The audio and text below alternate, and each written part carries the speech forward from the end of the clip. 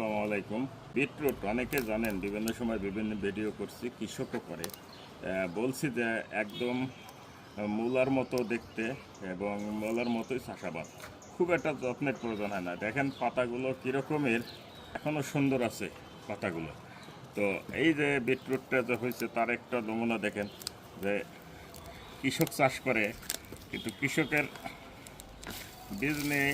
আমরা এই যে বিটরুট করছি, এই যে একটা দেখেন কত বড় সাইজ আসছে। আর এই যে আর একটা আমরা সামনে বিটরুট। তো আপনারা জানেন যে 300 রোগের উপকার করে বিটরুট।